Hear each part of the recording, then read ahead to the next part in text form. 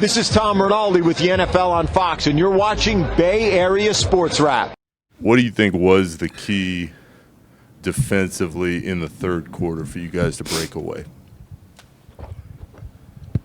Just trying to keep bodies on bodies. You know, LA is there. I mean, the Clippers are tough if you're letting Kawhi and James get downhill, Zubac on the rim. And we just try to make it tough and send bodies to them, you know, make them play in the crowd. And, you know, that helped us, especially offensively, turn, you know, tough possessions into, you know, transition and make them run the other way. So, you know, we played it to our hands. You've played against James so many times over the years. How do you view those matchups? I know you had a few individual matchups tonight, but how do you view those matchups against him generally? I mean, there's nostalgia for sure, but there's still a mutual respect and admiration for, you know, just the fact that we're still out there doing it. And I think right before jump ball, I didn't get to like talk to him one-on-one, but I pointed at him like you normally do a jump ball circle, and I kind of mouthed like we're still doing this, which is kind of you know, certain guys around the league that fit that category, especially me and him, Drew, DeMar in my draft class, so pretty special. Stephen, what have you made of the last two games Brandon's put together? I mean, creating for teammates, taking it, looking for a shot, and doing the little things on the glass, just all around two really good games in a row. Yeah, you got to stack them together, and again, his task is keep having fun, keep playing aggressive, keep the game simple, and it'll reward you. So we're all trying to do that, and you know, whatever you can do to help the team win. And we need his energy, we need JK's energy. It's kind of like the opposite of last night. Like the stat lines won't necessarily scream as loud, but the intention, the energy, the you know, execution of defensive strategy and all that type of stuff was there for everybody, and you win that way. So that's great. Along the lines of the stat line, Raymond gave us a stat last night that it was the sixth time four Warriors had scored 20 or more points, and you weren't one of them in your entire career. I mean, what does that say about the depth of and scoring abilities of this group? Our offense is predicated on using me as a, you know, shot creator, obviously on the ball, off the ball, but certain games, you know, I'm not gonna get a crazy amount of looks, but hopefully we are able to create beautiful offense that way, and other guys, you know, benefit, and vice versa. Guys set great screens for me, get me open. So selfless basketball all the way around, and our job is not to obsess over the stat sheet. It's can we win? Hey, Steph, since Jimmy arrived, the non-Steph minutes have been less anxiety-provoking, I guess. Do you see it that way, and is it that a little bit easier for you to kind of kick back on the bench and know that team's in good hands? I mean, yeah, that's the way a great team, you know, operates. And you saw tonight the end of the end of the third quarter, beginning of the fourth. Jimmy, Draymond orchestrated, you know, pretty flawless basketball, and just dominated the game to where, to your point, we were able to not only maintain but increase the lead and keep the momentum going. And I come in there for 2 minutes in the fourth, game's over. Like, those are beautiful nights to have, especially over the course of the season, just to give ourselves the ability to sustain this effort and this level, you know, throughout the whole way. Steph, you talked about not worrying about the stat sheet. Kuminga obviously had 20 last night, 9 tonight, but I'm curious, aside from scoring, where did your team feel his impact tonight? He's going to get a lot of assignments on ball for the, you know, other team's top scorer type vibes through the night, you know, on James. James had a big first half, but I felt like he had to work for a lot of it. He got to the foul line a good amount, but every possession. He had bodies on him, and J.K. was, again, just trying to force him into a crowd and use his athleticism and strength. And, we need that point of attack defender, out there to take on that challenge. And he's been doing a great job of that. And the scoring, whether it's there or not, you still have an impact on winning by doing the little things. Hello, Steve. The Warriors finally beat the Clippers since 2023, the November 13. Did you feel like the team's momentum finally changed after 2 years? I honestly didn't know that until after the game, and it made sense now that I think about it. But I missed 2 games or 1 game in LA last year. We had a pretty electric game at the end of last year, the last game of the season. Could have gone either way. But early in the year, you want to kind of establish an identity of yourself. I kind of wish I would have known that a little bit. It might have gave us a little bit more juice. But thankfully, we got it done, regardless. We can't see it right now because of the hoodie, but it looked like you had a pretty nasty scratch on your neck. Do you know what play that happened on, and how are you feeling after 5 games in 8 days to start the season? Feel pretty good. For the most part, this is pretty dense, crazy, hectic schedule. Some would say an exotic start to the season. And so I had a scratch earlier from the Laker game. This one, I don't remember what play. I didn't really feel it. It looked worse than it felt. Some would say that's light skin problems too. Steve, you start Quentin. I imagine it's matchup based, and also to spread out his minutes. But then he goes for plus 34. What did you see for him? How did you just kind of ride it a little bit more than you expected, given the way he was playing? Yeah, I mean, I think this is going to be a pattern for us. I really want to just bring Al off the bench. If he's going to be 20 minutes, 20 to 25 minutes, I'd rather have him come off the bench and be able to close with him if we need to, like we did against Denver. So we'll probably go back and forth between Quentin and BP. For now, just depending on what the center matchup looks like. I thought BP was great. I didn't play him enough in the first half. I think I only got him out there for 9 minutes, and we missed his playmaking. So I gotta do a better job of doing what we did in the second half, which was finding lineups that that could play make a little bit more. But QP was the story of the game. I mean. Fearless out there, hit big shots, played great defense, and couldn't be happier for him or for us for getting Quentin late second round year and a half ago. He's turning into a really good player. Steve, you guys obviously dominated the third quarter. What did you think the key was defensively during that stretch? Well, we did a better job of not fouling. We sent James to the line 7 times in the first half and none in the second. And I think we just trusted our coverages and made them, play through us or over the top of us rather than, sending them to the line. So to hold that team to 30 points in the second half, pretty impressive. Steve, I just wanted to follow up about the defense. You said it there, 30 points in the second half. You held them under 80 for the game. How would you describe the defensive effort, especially on the second night of a back-to-back? Well, the number one thing we've been trying to hammer home is that our offense can help our defense, and I thought that happened tonight. And it's not just turnovers, but it's playing a connected style of basketball. So as soon as things are a little precarious, make sure Jimmy Butler gets the ball. He settles the game down. He gets fouled. He gets us an open shot. We don't turn it over.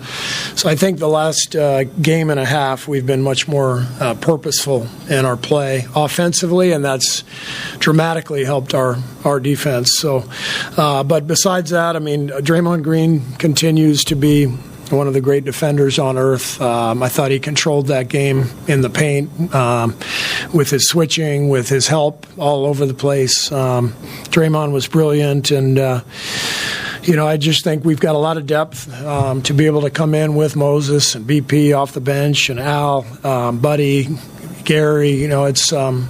We can play a lot of people, and 5 games in 8 days to start the season is pretty rough. So I couldn't be more proud of the guys to not only go 4-1, but to really quickly establish kind of what we want to be and how we want to operate. So it's just a hell of an 8 days, and now obviously we got to head out onto the road and keep getting better. Steph went to the bench late third. I think you guys were up like 6 or 7. And by the last 3 minutes, it had ballooned to like 15 or 16. How important, particularly, mentioning Jimmy, is that stretch when you can go, away from Steph and you got a double digit? Yeah, it was a big stretch. I think it might have been, I can't remember if it was late in that quarter when QP hit the big 3 late shot clock. That might have been early fourth. But, with that lineup, you saw it last year. We're playing the same group, to start the fourth quarter and sometimes to finish the third. But, Jimmy and BP kind of anchoring the offense, making sure we're getting Jimmy the ball in his spots and then getting spaced. We can do it with Al now. We can do it with QP. But just the ability to space the floor for Jimmy in those moments without Steph allows him to control the game. Steve, obviously another incredibly efficient game for Jimmy. The three-pointer isn't his bread and butter by any means, but he's 3 of 4 tonight. He's 8 of 14 on the season from there so far. Have you seen any differences from him when it comes to the three-point shot? I just think Jimmy's a guy who doesn't really want to shoot a whole lot of threes, but he takes them in the moment. He kind of feels whether it's a late shot clock or a big moment in the game or seeing how the defense is guarding us. He's very confident from 3. It's just kind of like the 7th option for him. Steve, Draymond was flying around there in that third quarter in that run. I was wondering how much of a factor is it him not having to play center all the time in terms of giving him, I guess, a little bit more energy to have those kinds of those runs, defensive runs. That's the idea. Last year, obviously, we started him at the 5 the last 30 games or so, and it was great, but it's a lot, and especially against a guy like Zubac who's killed us for years. And so to be able to take Dre off him and have him play center field and guard Zubac with Al and QP, Trace, I think it's a big help for Dre and a big help for us. Steve, you were plus 18 in the third quarter tonight, plus 12 last night, so plus 30 the last 2 nights. Now that was kind of a calling card of your past teams coming out and dominating third quarters. Are you seeing anything in particular in the third coming out of the half strong, or is it just the way the last couple games have been? The last 2 games, it just felt like we had more purpose to our decision-making and, like I said, controlling the flow of the game, not letting things get away from us in transition and making things difficult on our opponent in the half court. And you see how good our defense can be when we're not, in transition. Portland game, first half of Memphis, they were just running the ball, down our throats, and not a whole lot of defense, against 4-on-3s. So we've just done a better job of controlling the action. Steve, extending on this defense, you mentioned Quentin being a factor on that end, which he clearly was.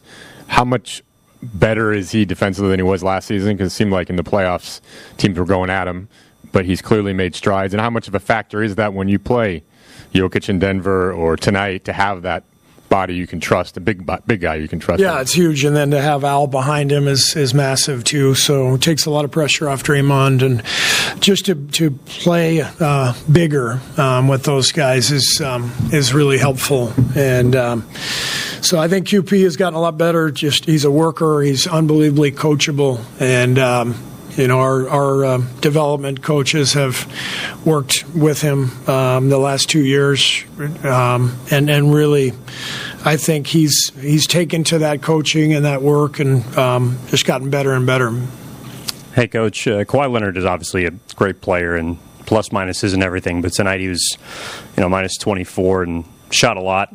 What did you see out there from your defense that kind of made things difficult for him to get going and help them tonight? Well, we didn't foul him, kept him off the line. He got that really good spurt in the second quarter when they came back from the big deficit, and that was his best moment or best stretch of the game. And I just thought in the second half we did a much better job of keeping our matchup on him, keeping our bigger guys on him. Moses came off the bench, did a nice job. And just trying to send him to spots where we thought the shots were a little bit tougher. Our guys did a good job of that. In that same vein, Harden had 20 in the first half, but you held him to 0 points in the second, only got 3 shots up. What was sort of the adjustment there on him? Well, not fouling was the big deal. We fouled him on the 3, fouled him on a drive, couple drives, and this is the NBA, 48-minute game. Team with Hall of Fame players like the Clippers. I mean, they're gonna have their stretches, and I thought we were able to limit, those hot stretches. Really to just that, that second quarter. So it was really a good defensive effort overall. Thank you, guys. What did you think the biggest key was in that sequence? Challenging shots, being in gaps, not turning the ball over. That's always good for us. We get to set our defense and get back in transition. And like any other team, it always helps to make shots. Jimmy, what are the biggest adjustments or growth development that you've seen from Quentin Post compared to last season?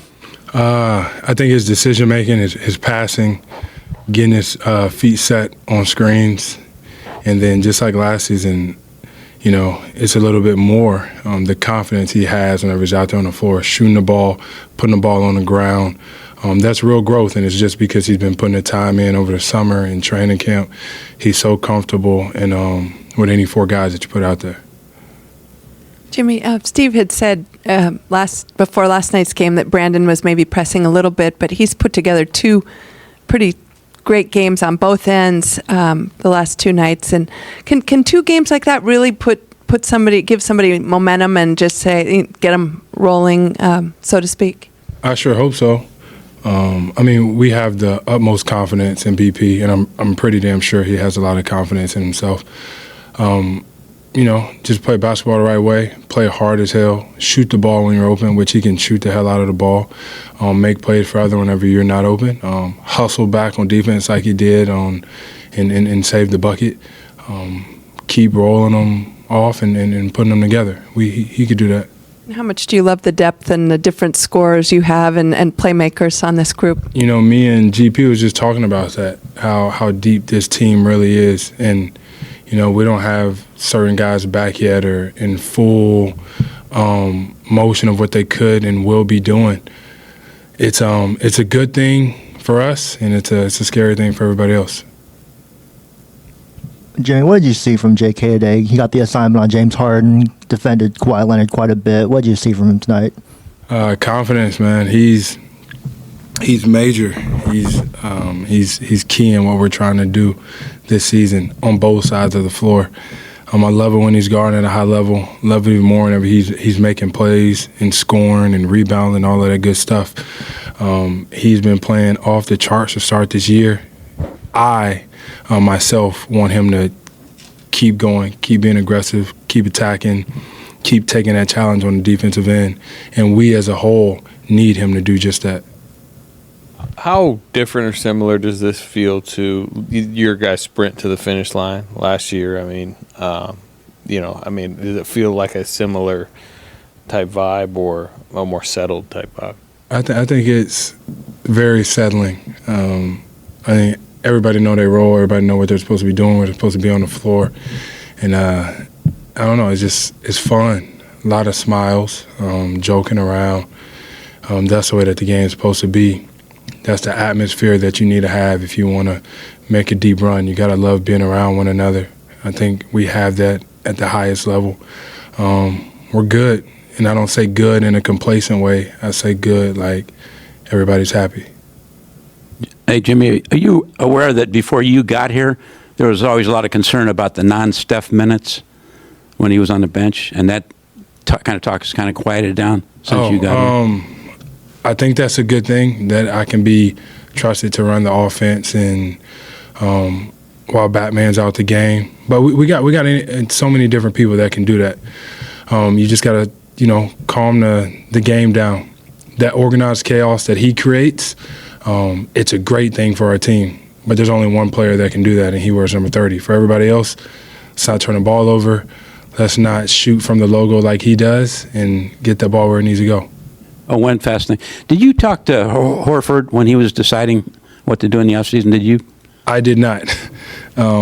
We had some hellified battles back in my days over in the Eastern Conference. So I just knew when he was here, if he was here, he would help us in a major way. And if my memory serves me correctly, he's undefeated on the year. Jimmy, another Kuminga question.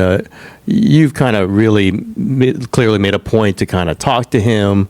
Just saw you talking to him just now.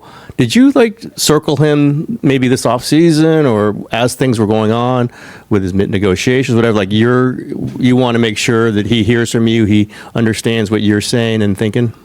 Yeah, I mean, there are so many people that are in his corner. I'm one of them. There's so many other individuals in this organization, on this team, on the coaching staff as well, that want him to be great. And it's okay to make mistakes. You just got to listen. Sometimes it may not always come off the way that you want it to, but I tell him, I promise, it's in good, faith. Nobody's just yelling at you to yell at you. And he's happy. He's joyful. He knows that he's playing at a high level. He knows that everybody wants him to continue to do that. And I'm just here to make sure that he stays level-headed. In that similar vein, you've taken a lot of young guys under your wing. Is it exciting to see them take this leap this season? Yeah. I mean, hell, us older guys, I guess, are on our way out the league, but these new young guys, they got potential to be great for a very long time. And I think it's just our job to be really good vets to them, like we've had in the past, set them up for success, give them all the confidence in the world, knowing that some of these key role players are going to be the reason that we win a championship. Jimmy, over here, about 10 years ago, you had one of the best one-season improvements that I can remember. You kind of came in as this 3-and-D role player, and then you really... I came in as a what? 3-and-D role player. That's what people maybe said. Just defense, not 3-and-D. It was a big topic with that year. You shot 40% from three, of whether that was going to continue. On 0.5 per game. But then you had this big improvement. You added the isolation game and the pick and roll, and you do that as you're with a bunch of veterans around you. JK's kind of in that same situation. What is it like balancing your own personal improvement, your own career as an ascending player with what the team needs from you in that moment? Whatever you're doing out there, it just needs to add up to winning. Are you making winning plays? Whether you're scoring 50 or getting 30 assists or 10 steals or no steals, no offense. When you're out there, are you making winning plays? Yes, you grow your game. You don't ever want to come back the exact same player. You want to work on your stuff in the offseason, but no matter if you're scoring, defending, rebounding, getting the ball where it needs to go, none of it matters if you're not winning. So I would like to think back in those days, I was trying my best to help my team win. Same thing here. Same thing that I go through JK with. Like, when you're out there on the floor, are you winning your minutes? And I think as of late, he's been doing it.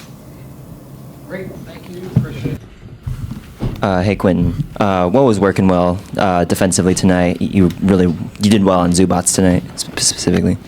Yeah, I thought we just had to be in the shell, especially that Harden pick and roll, try to get him to his weak hand, try to make him make plays, don't foul him on a three-point shot. I thought in the first half we fouled him a couple of times, but besides that, I thought we did a really good job as a team. Quentin, what's different about your defense this year? I mean, how much did you focus on trying to improve defensively since, over the summer? And yeah, I mean, all summer I was in the weight room trying to get stronger. And tonight, I mean, I felt pretty good out there. I felt strong. Obviously, Zubac, great player, strong physical guy. So, you know, all those hours probably paid off a little bit. Did you gain weight, muscle, or something? Oh no, probably just around the same weight. I'm like 25. It's kind of hard to really.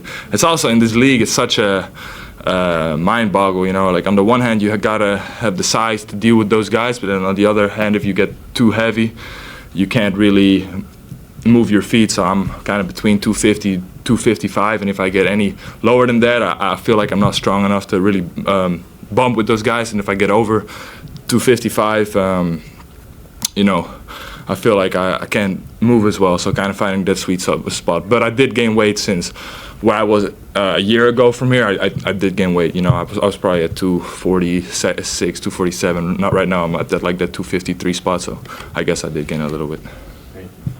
You mentioned Zoo. He's a guy who's given you guys a lot of trouble in the past, especially last year. What were some of the keys to slowing him down tonight? You know, just it's really a team effort. I thought, you know, when I'm helping on the hard and pick and roll for those guys to have my back, you know, having Draymond in that back line really helps. And then you got to box him out. So I thought, you know, with me starting, that kind of gives us a little more size in the starting lineup. So I thought it was effective. You guys outscored them by 18 in the third quarter tonight, and that's been, you know, a running theme recently, averaging almost 35 per game in the third. What do you think has led to that second half adjustment for you guys, the early portion of this season? Sorry, what is the question? Like, why do we start strong? Yeah, like what has been the biggest adjustments coming out of halftime for you guys to have these strong third quarters recently? Okay. Not 100% sure. I mean, we started the same as in the first quarter.